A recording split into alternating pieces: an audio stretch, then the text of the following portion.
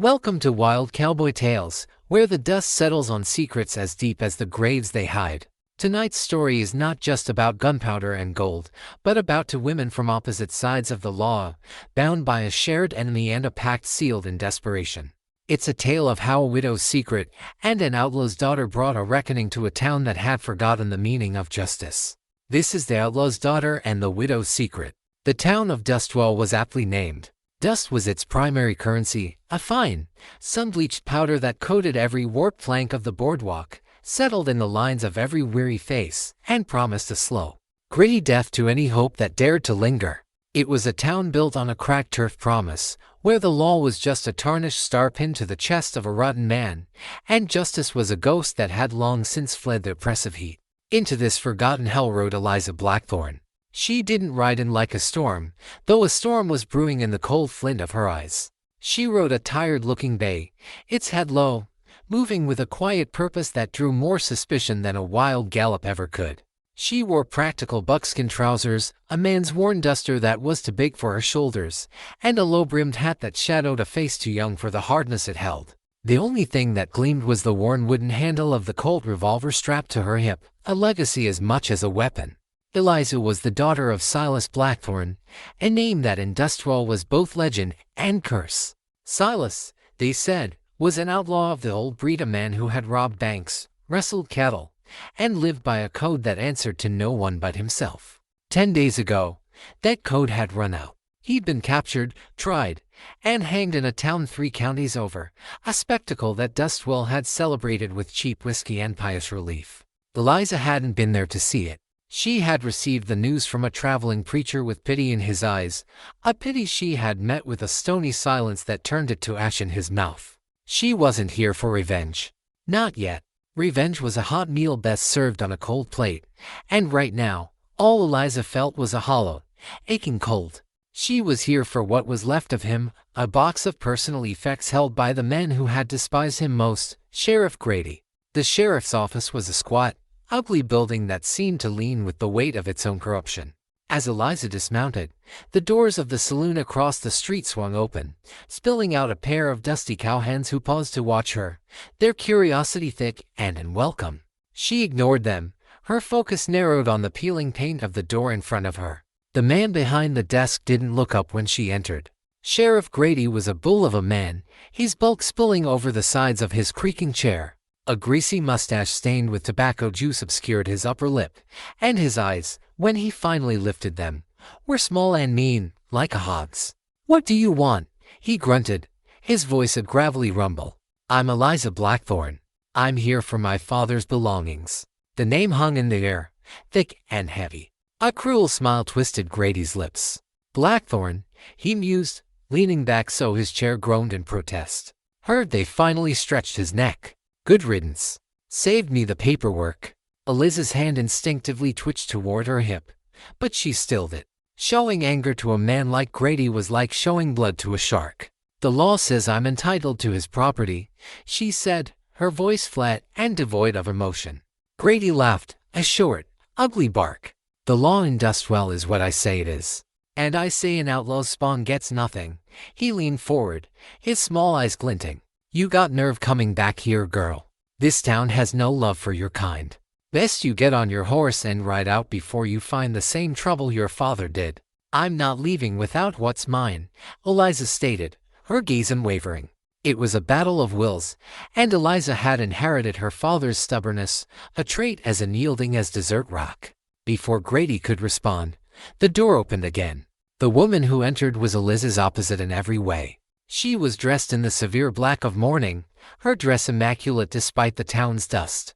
Her hair, the color of spun gold, was pinned up perfectly, though a few stray strands had escaped to frame a face that was pale and strained. This was Margaret Holloway, a widow of 3 months, owner of the town's only dress shop and a figure of quiet, respectable grief. She clutched a small reticule in her gloved hands and did not immediately seem to notice Eliza. "Sheriff," she began, her voice soft but laced with an anxious tremor.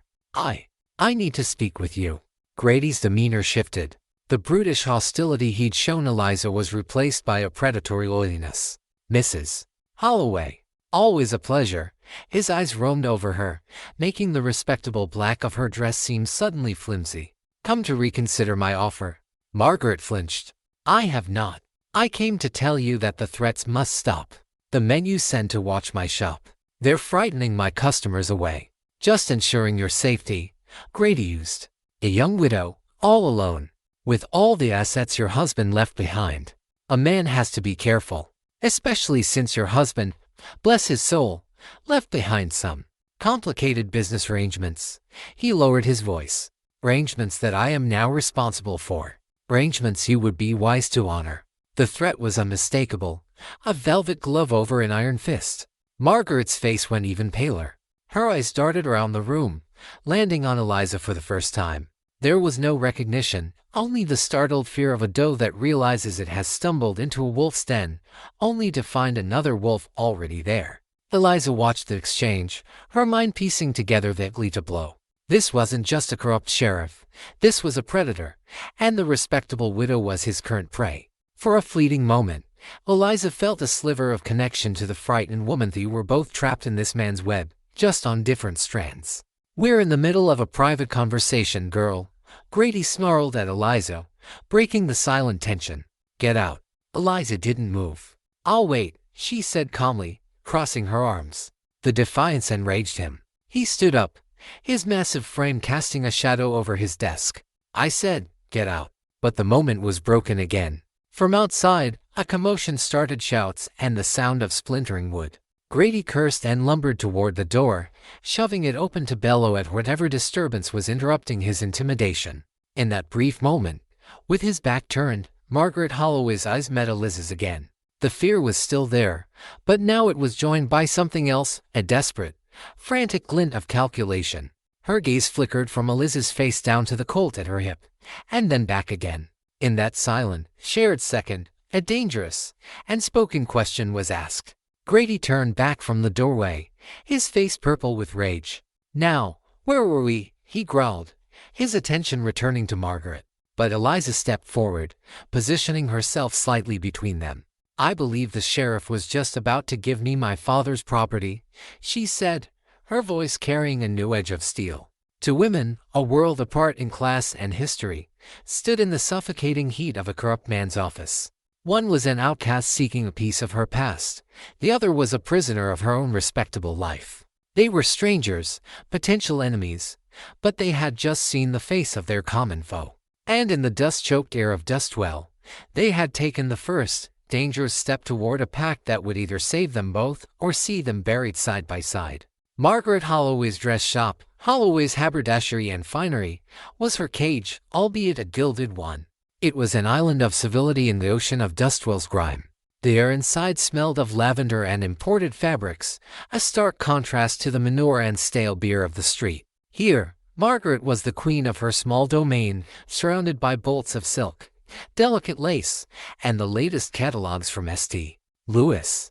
But since her husband Arthur's death, the shop's large glass window felt less like a display for her wares and more like the bars of a cell, allowing her to see the world while reminding her she was trapped within it. Arthur's death had been ruled an accident, a fall from a skittish horse on a rocky trail. He'd been found with his neck broken, his face peaceful. Sheriff Grady had been the one to deliver the news, his sympathy as thin and brittle as a sheet of ice. Margaret had played the part of the grieving widow perfectly, her sorrow genuine. She had loved Arthur, but her grief was complicated, tangled with a fear so profound it left her breathless in the dead of night. Because Margaret knew, with a certainty that chilled her to the bone, that Arthur's horse had not been skittish, and his fall had been no accident. Arthur had been a good man, but a weak one. A bookkeeper by trade, he had fallen in with Dustwell's Shadow King, Jeremiah Voss, a man who owned the saloon, the freight company, and, by extension, Sheriff Grady. Arthur had kept Voss's books clean set and the real set. It was a devil's bargain made to secure their prosperity, a deal that had slowly eaten away at him. In the weeks before his death, he had become secretive and terrified, whispering to Margaret about a ledger, a master record of every bribe, every land grab, every murder Voss had orchestrated. He was going to take it to a federal marshal. He was going to make things right. Then, he went for his last ride. Now, Grady, acting as Voss's bulldog, was squeezing her. He hinted that he knew about the ledger, that Arthur had left it behind, and that she would give it to him, one way or another. The daily visits, the menacing deputies loitering outside her shop, it was all part of a slow, suffocating campaign to break her. That night, after the tense encounter in Grady's office, Margaret sat in the small apartment above her shop, the silence amplifying the frantic beating of her heart. The image of the outlaw's daughter, Eliza Blackthorne, was burned into her mind. The girl was dangerous, a piece of the same lawless world that had consumed her husband. Yet, in her eyes, Margaret had seen a mirror of her own desperation. A soft, deliberate knock came at her back door, the one that led to the alley. Margaret's blood ran cold. It was too late for a customer. It could only be Grady's men. She froze, her hand flying to her throat. "Mrs. Holloway," a low voice called, muffled by the door. "It's Eliza Blackthorne. I'm alone. I need to talk to you." Every instinct screamed at Margaret to stay silent, to pretend she wasn't there. But the memory of Eliza standing up to Grady, the quiet defiance in the face of his blustering rage, pushed her forward. She unlatched the door and opened it a crack. Eliza Blackthorne stood in the moonlight, her features softened but her posture as tense as a coiled snake. "Grady thinks you have something he wants," Eliza said, getting straight to the point. "Something your husband left you." Margaret's carefully constructed composure began to crumble. "I don't know what you're talking about." "Don't lie," Eliza said, though her voice was not unkind. "A woman like you doesn't attract a man like Grady's attention without a reason. And a man like Grady only has one reason: greed. My father used to say that men like him can smell a secret like a coyote smells a wounded rabbit." She paused. "I think you and I can help each other. I want what belongs to my father. You want Grady off your back. The two things might be connected." Margaret hesitated, her mind racing. Trusting this woman was madness. She was the daughter of a criminal. But what choice did she have? Grady was closing in. Sooner or later, he would tire of the threats and simply take what he wanted. "Come in," Margaret whispered, opening the door wider. Inside, the two women faced each other, the soft lamplight of Margaret's parlor throwing their differences into sharp relief. Margaret, the picture of refined domesticity; Eliza, a creature of the harsh and tamed wilderness. "My father wasn't just an outlaw," Eliza began, her voice low. "He was complicated. He knew things about this town, about the men who run it. I think those things are in the papers Grady is holding. I also think whatever your husband had is related to those same secrets." Margaret took a deep breath, the secret she had held for 3 months rising to her lips. "My husband was murdered," she said, the words coming out in a rush. "He kept a ledger for a man named Jeremiah Voss. It detailed every crime, every dirty deal. He was going to expose them. They killed him to keep him quiet, and now they think I have it." The name Jeremiah Voss made Eliza go still. "Voss," she repeated, a flicker of dark recognition in her eyes. "My father mentioned that name. He said Voss was a snake who charmed the devil himself." Now the pieces clicked into place. This was bigger than a corrupt sheriff. Grady was just the dog. Voss was the master. "I don't have the ledger," Margaret confessed, her voice breaking. "Arthur hid it. I've searched everywhere. I don't know where it is." "But they don't know that," Eliza said, her mind working quickly. "They think you have it, which means for now, you're valuable. That gives us time." A pact was formed in that quiet room, not of friendship, but of mutual desperation. It was a dangerous alliance, built on a foundation of mistrust and fear. Eliza had the skills to navigate the town's underbelly, the nerve to face down men like Grady. Margaret had the knowledge, the understanding of the enemy's motives, and a respectable facade that could act as a perfect cover. "They won't be expecting us to work together," Eliza said, her eyes meeting Margaret's. "You're the grieving widow. I'm the outlaw's daughter. To them, we're on opposite sides of the world." "What do we do?" Margaret asked, a sliver of hope piercing through her fear. "First, we find that ledger," Eliza replied, a grim determination settling on her face. "And then, we burn them to the ground with it." The search began in the one place Margaret had been too afraid to touch, Arthur's study. It was a small, masculine room at the back of the apartment, left exactly as it was the morning he died. His spectacles still rested on an open book, a faint scent of his pipe tobacco lingered in the air, and a half-empty glass of brandy sat on his desk. For 3 months, it had been a shrine to her grief. Now, under the cover of darkness, it became a treasure map to a dead man's secrets. With Eliza standing guard at the window, her silhouette a dark, watchful sentinel against the moonlit alley, Margaret began to dismantle her husband's life. They worked with a quiet, desperate efficiency. Margaret, with her intimate knowledge of Arthur's habits, checked the obvious places: a false bottom in his humidor, the hollowed-out book on the shelf, the loose floorboard under his desk. Each empty discovery chipped away at her fragile hope. Eliza, meanwhile, thought like her father. An outlaw didn't hide things where they were expected. He hid them where no one would ever think to look, or in a place so obvious it was overlooked. She ran her hands along the undersides of drawers, tapped the walls for hollow spaces, and examined the frame of a large, somber landscape painting. "Your husband," Eliza said softly, breaking the silence, "was he a man of routine?" "To a fault," Margaret replied, looking up from a stack of financial papers. "He walked the same path to the bank every day, ate the same lunch, read the paper at precisely 7 o'clock. And his books," Eliza gestured to the meticulously organized shelves. "He organized them in any particular way. Alphabetically, by author," Margaret said, a sad smile touching her lips. "Always." Eliza's eyes scanned the shelves. Her gaze stopped on a single volume, a worn copy of Shakespeare's tragedies. It was filed under S for Shakespeare, but it was sitting next to a book by a man named Alcott. It was out of place. It was a mistake. And Arthur Holloway did not make mistakes. She pulled the book from the shelf. It was heavier than it should have been. Tucked inside, its pages hollowed out with surgical precision, was not the master ledger, but a small, leather-bound diary. Arthur's private journal. They read it together by the light of a single lamp, the late-night silence of dust-swirl pressing in around them. Arthur's elegant script detailed his growing fear and self-loathing. He wrote of meetings with Voss, of Grady's brutish threats, of the weight of the crimes he was helping to conceal. And then, they found it. A series of entries from his final week.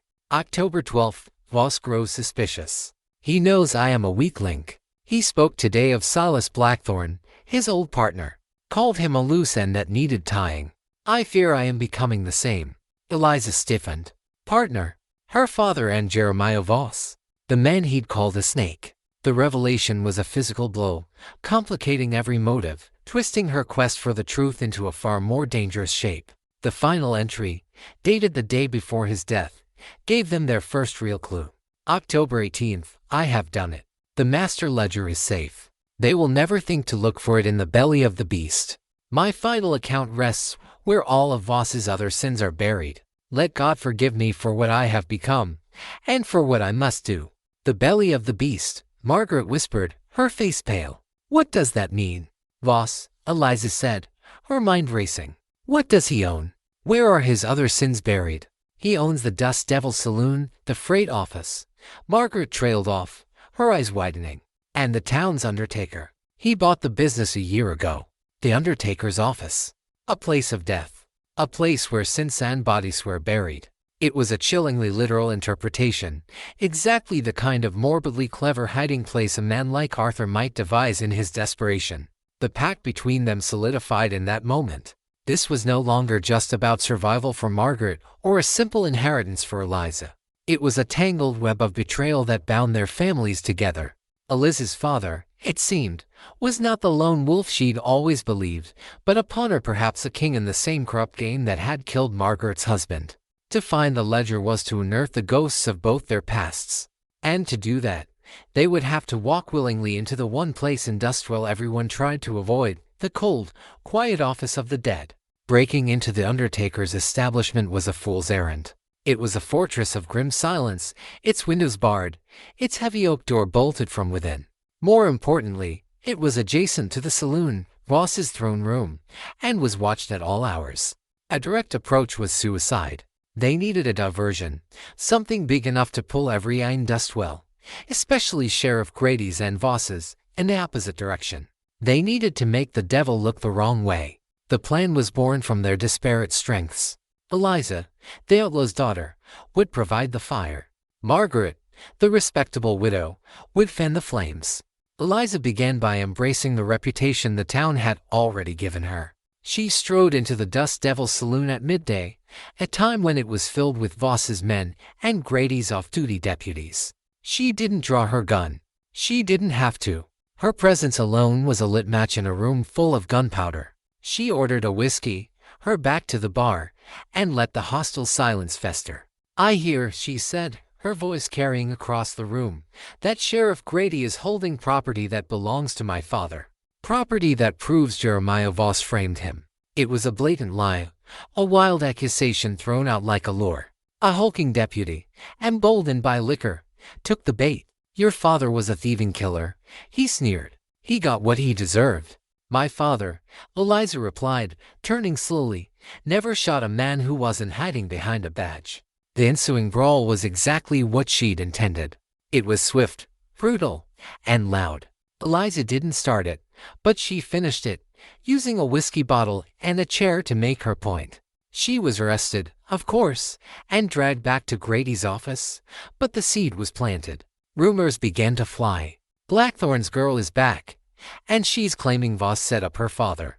It was the perfect misdirection, focusing all of their enemies' attention on a fictional conspiracy about the past, while the real threat lay in the future. While Eliza was causing chaos, Margaret was playing a subtler game.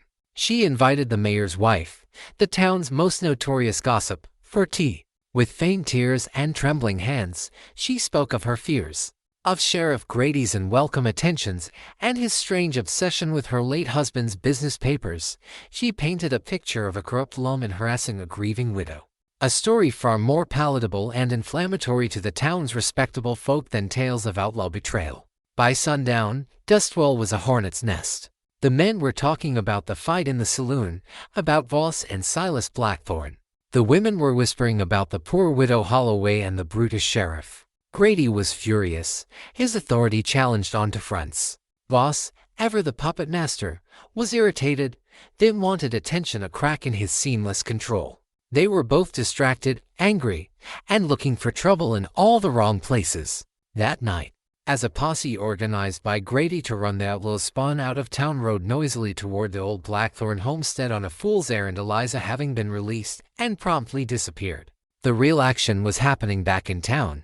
Under the cover of the manufactured chaos, two shadows slipped into the alley behind the undertaker's office. Eliza, using a set of tools she'd inherited from her father, worked silently on the back door lock. Margaret stood watch, her heart pounding a frantic rhythm against her ribs. The lock clicked open. The smell of formaldehyde and old wood washed over them. They were in.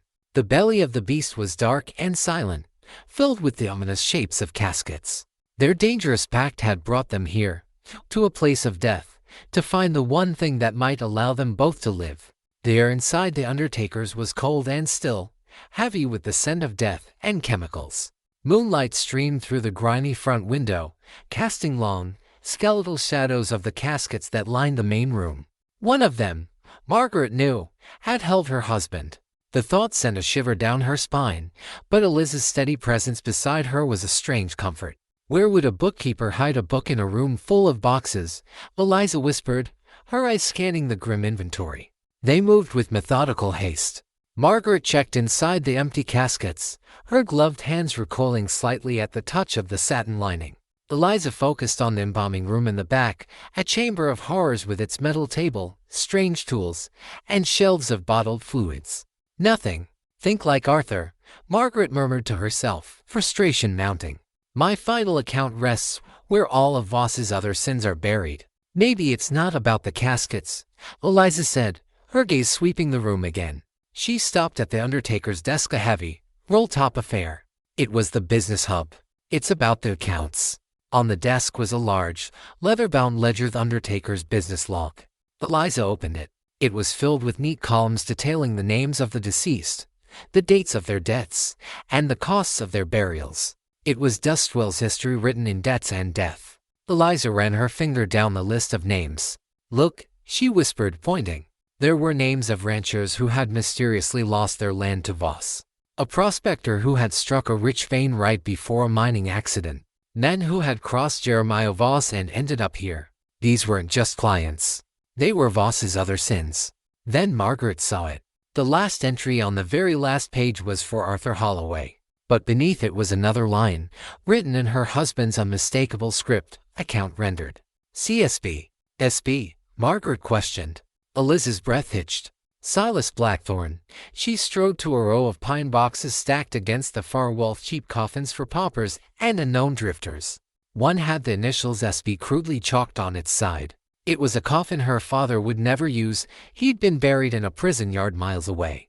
It was a decoy. Together, they pried the lid off. Inside, nestled in a bed of wood shavings, was another ledger. This one was thicker, its leather worn, its pages filled not with the undertaker's script, but with Arthur Holloway's meticulous accounting.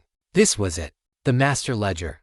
They scanned the pages under the moonlight, the truth more damning than they could have imagined. It was all there: dates, names, figures.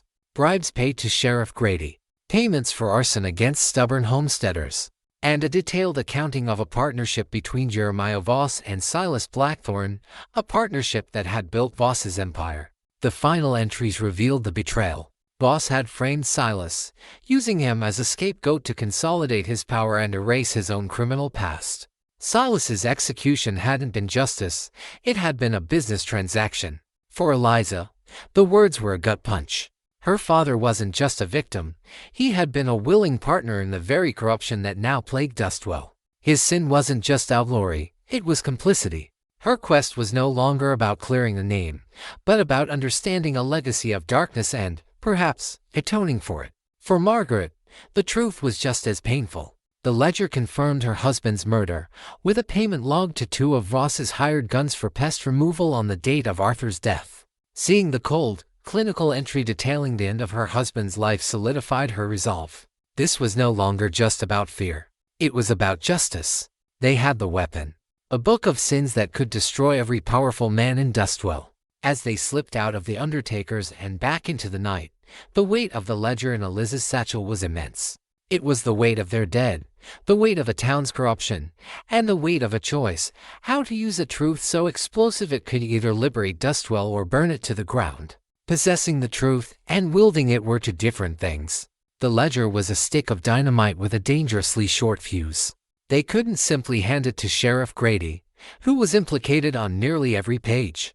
They couldn't reveal it to the townspeople, who were cowed by fear and might tear each other apart in the ensuing chaos. They needed an outside force, an authority that Voss and Grady couldn't bribe or intimidate. Margaret remembered Arthur speaking of a federal marshal, a man named Elias Thorne, who was known for his incorruptible nature. He was based in the territorial capital, a 3-day ride away. One of them would have to get the ledger to him. It was a perilous journey, and they knew Voss would be watching the roads. Their strategy sessions took place in the dead of night, whispered conversations over the dress patterns in Margaret's parlor. A new, fragile trust had grown between them, forged in the shared danger of the undertaker's office. Eliza saw past Margaret's delicate exterior to the core of steel within. Margaret saw past Eliz's hardened facade to the wounded daughter still grieving a complex and flawed father. They decided Eliza would make the ride. She had the skills to survive the journey, to sense a trap, to fight if necessary. Margaret's role was just as crucial. She would stay in Dustwell and maintain the illusion that nothing had changed. She had to continue playing the part of the frightened widow, to be the bait that kept the wolves focused on the wrong prey. Voss and Grady are snakes, Eliza told her, tracing a map on the table. They're patient, but they're getting nervous. My little show at the saloon made them jumpy. Your complaints about Grady are making them look bad. They'll make a move soon. You have to be ready. Margaret nodded, her face pale but determined. What do I do? You keep them talking, Eliza instructed. Hint that you're close to finding what they're looking for. Tell Grady you're willing to negotiate, to buy yourself time. Keep their eyes on you, and off the road east. The next few days were a masterclass in deception. Margaret, feigning a nervous breakdown, requested a meeting with Grady. She hinted that Arthur had left a key to a safe deposit box and that she was considering turning it over in exchange for her safety. The lie was designed to appeal to Grady's greed and buy Eliza precious time. The sheriff took the bait, believing he was finally breaking her. Meanwhile, Voss was growing more suspicious. He was too intelligent to be fooled for long. He put men on every road out of town, not looking for a woman on a horse, but for a man, a messenger Margaret might have hired. It was a fatal miscalculation, a blind spot in his patriarchal view of the world. He never considered that one of the two weak women he was targeting would have the nerve to act herself. Eliza left under the cover of a moonless night. She wasn't dressed as an outlaw's daughter, but as a young farm boy, her hair tucked under a cap, her father's duster replaced by a simple homespun shirt. She rode not a powerful steed, but a nondescript pack mule, leading another carrying prospecting gear. She was invisible, just another hopeful soul heading for the hills, melting away into the vast, dark landscape. Back in Dustwell, the net began to tighten. Voss, sensing the shift in Margaret's demeanor from terror to a strange, brittle confidence, realized he was being played. The game was unraveling, and his patience had run out.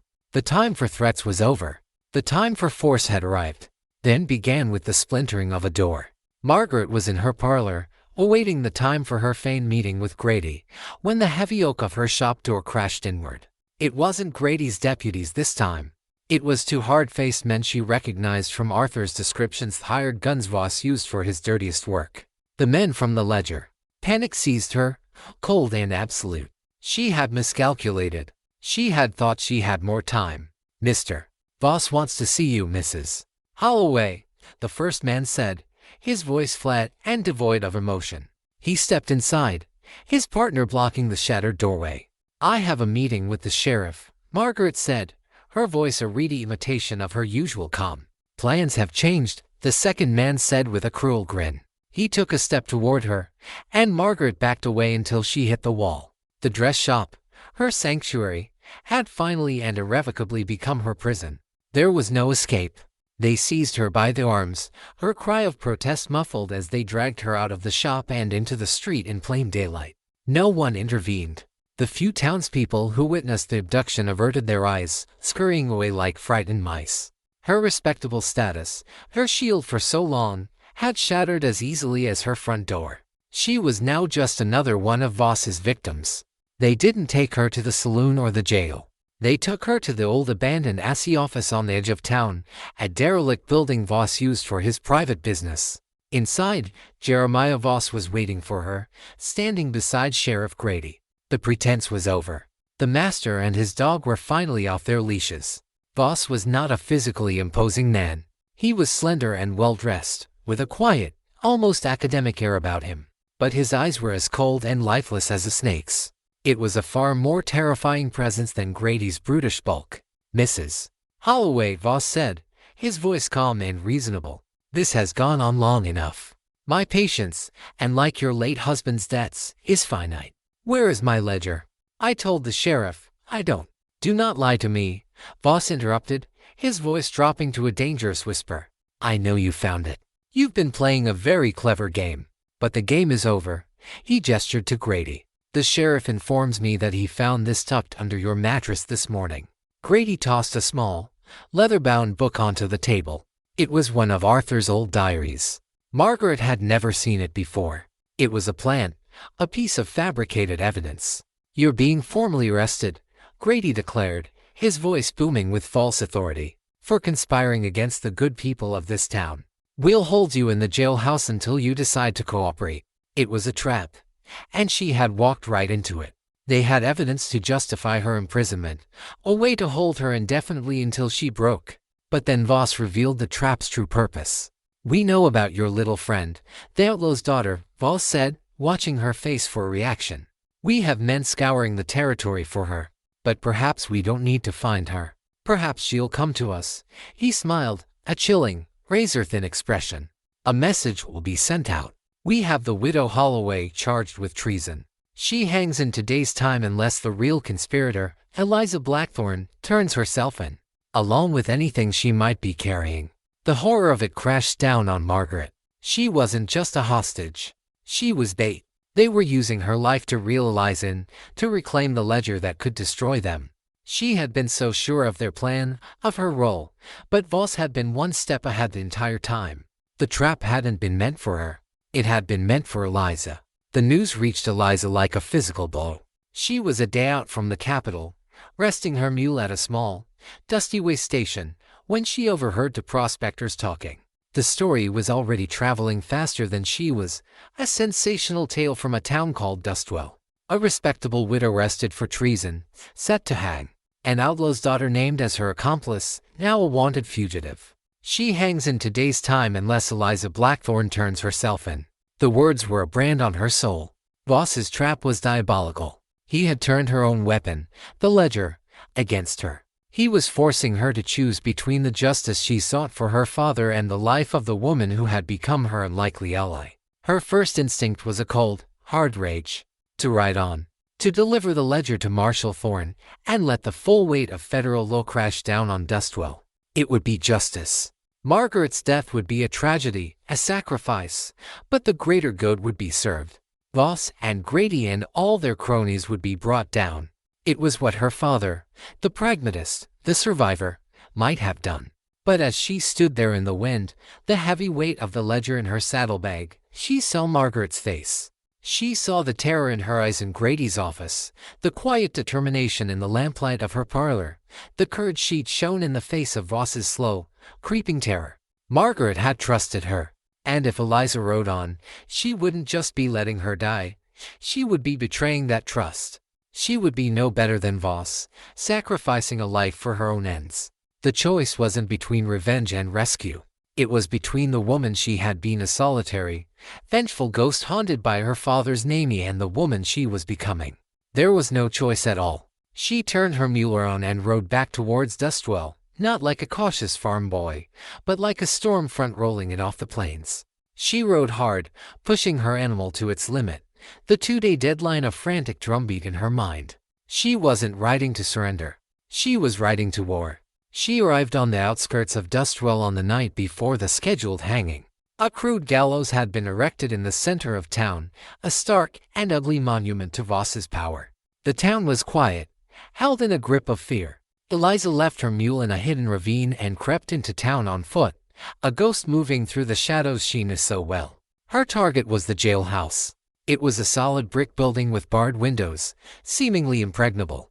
2 of Grady's deputies were on guard outside, silhouetted by the lantern light. Rescuing Margaret wouldn't be enough. They needed to end this tonight.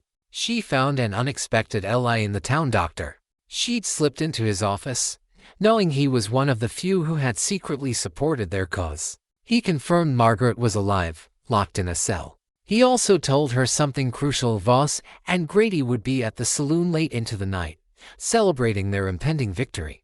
Most of their men would be with them. The jail would be lightly guarded.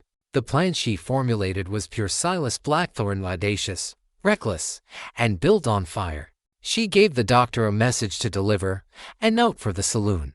Then, she went to the livery stable. She didn't steal a horse. She stole a wagon, one filled with hay, and several lanterns filled with oil. Minutes later, a boy ran into the Dust Devil saloon, breathless, thrusting a note into Sheriff Grady's hand. It was written in a clean, feminine script. "I will meet you at the old SE office at midnight. Alone. I have what you want." It was signed AB. It was a blatant trap, but Grady's arrogance and Voss's desire for the ledger were stronger than their caution. Leaving a handful of men at the saloon, they and a larger group headed for the SE office, ready for an ambush. They were looking in the wrong direction. As they left, Eliza was rolling the hay wagon down the silent main street, not towards the SE office, but towards the front of the Dust Devil saloon. With the last of Voss's men inside, distracted and drinking, she shattered the lanterns, splashing oil over the dry hay, and tossed a single match. The explosion of flame was instantaneous, turning the wagon into a raging inferno. The front of the saloon, Voss's seat of power, was engulfed in fire. The plan wasn't just to create a diversion. It was to burn the devil out of his own house. As panicked shouts erupted from the back of the saloon and the town bell began to ring, every eye in Dustwell turned to the fire. Every eye but Eliza's. In the chaos of the spreading flames and screaming townsfolk, she ran, silent and unseen, toward the jailhouse. The 2 deputies guarding it had abandoned their post, running toward the fire. The choice had been made. The rescue had begun. The jailhouse door was thick oak, but its lock was old. It took Eliza less than a minute. She slipped inside, her Colt drawn, the scent of smoke and the distant shouts of the town filling the silence. A single lamp cast a weak glow down a short hallway lined with 3 cells. Margaret was in the last one, her face pale and shocked in the flickering light. "Eliza," she gasped, rushing to the bars. "There's no time," Eliza said, checking the hallway. A fat, sleeping deputy was slumped in a chair, a ring of keys on his belt. She relieved him of them without waking him and quickly found the one that fit Margaret's cell. The moment the door swung open, Margaret didn't just step out, she pointed back at the sleeping deputy. "His gun, Eliza. I need his gun." The fear was gone from her eyes, replaced by a cold, hard fire that matched Eliza's own. Eliza didn't hesitate. She pulled the pistol from the deputy's holster and handed it to Margaret. The Pact was now armed. Their escape was cut short as the front door burst open. Sheriff Grady stood there, his face contorted with fury, silhouetted against the orange glow of the burning saloon. The trap at the SE office had been empty, and he had realized, too late, the true nature of the deception. "Blackthorn," he roared, raising his pistol. But he was expecting one target. He got two. 2 shots rang out almost simultaneously. Grady's shot went wide, thudding into the wall. Eliza's was aimed to wound, hitting him in the shoulder and spinning him round. He staggered back, clutching his arm, shock and pain on his face. Before he could recover, Voss appeared behind him, his calm demeanor finally shattered, his face a mask of cold rage. He held a small, deadly-looking derringer. "Give me the ledger, girl," he commanded, his voice shaking with fury. "Or you both die right here." "The ledger," Margaret said, stepping forward, the deputy's heavy pistol held steady in both hands. "You mean the one where you detailed the payment for my husband's murder?" The words, spoken loud and clear, had an unexpected effect. 2 of Grady's other deputies, drawn by the gunshots, had appeared in the doorway behind Voss. They froze, their faces a mixture of confusion and shock. They were corrupt, but they were lawmen, not accessories to the cold-blooded murder of a respected citizen. "She's lying," Voss snarled. "She's a traitor." "Am I?" Margaret's voice rang out, clear and strong, carrying out into the street where townspeople were now gathering, drawn from the fire to this new, more intense drama. "Or are you the man who murdered Arthur Holloway? The man who partnered with and then betrayed Silas Blackthorn? The man who has been bleeding this town dry for years?" She was speaking not to Voss, but to the town, to his deputies. She was wielding the truth of the ledger like a weapon, and it was cutting deeper than any bullet. Voss, seeing his power unraveling in the faces of his own men, made a final, desperate move. He lunged for Margaret, but Eliza was faster. She didn't shoot. She moved like a phantom, closing the distance and bringing the barrel of her Colt down hard on Voss's wrist. The derringer clattered to the floor. As Voss cried out in pain, the 2 deputies in the doorway made their choice. They surged forward, not to help Voss, but to restrain him. At that moment, the sound of an approaching horse grew louder. A lone rider, galloping hard, pulled up before the jailhouse. He was a tall man with a grim face and a U.S. Marshal's badge pinned to his chest. Eliza stared. It was Elias Thorne. He'd received her message, delivered by a rider she'd sent from the way station right before turning back. She had bet onto plans at once. The standoff was over. The sight of the federal marshal broke the last vestiges of loyalty and fear. Grady, clutching his bleeding shoulder, surrendered. Voss, held by his own former deputies, was silent, his cold eyes filled with nothing but hate. The town of Dustwell, shrouded in the smoke of the burning saloon, had finally, violently, been cleansed. The pact made between 2 women in the dead of night had brought the dawn. In the weeks that followed, Dustwell was reborn from the ashes.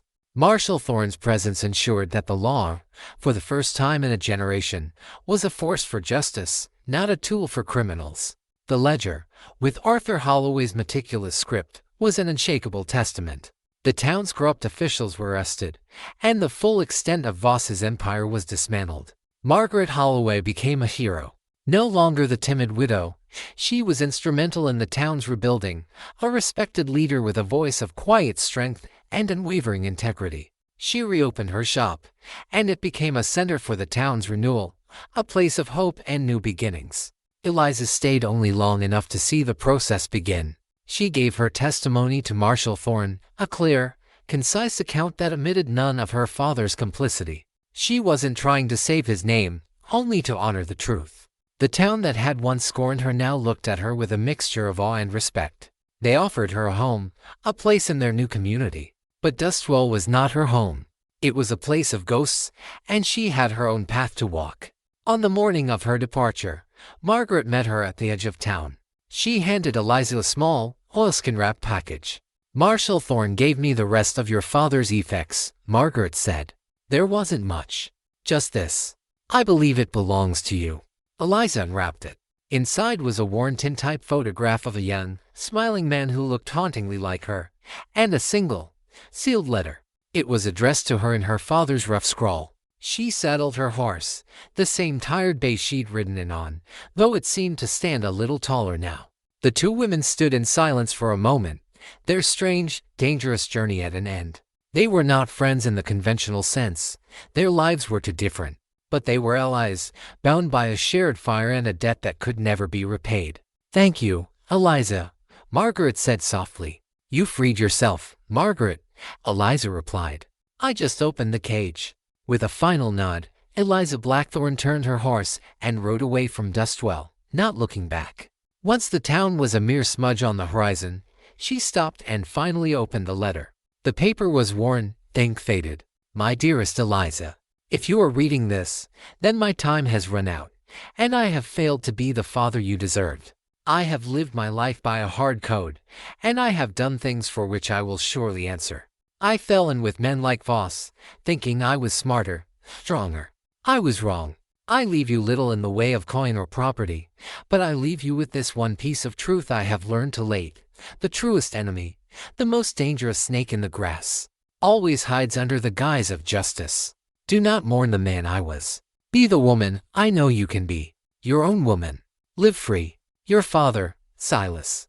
Eliza folded the letter, her vision blurred for the first time since she'd heard of his death. She had come to Dustwell seeking an inheritance of dust and a name. She left with the truth, a far heavier and more valuable burden. Her father had been a criminal, a partner in corruption.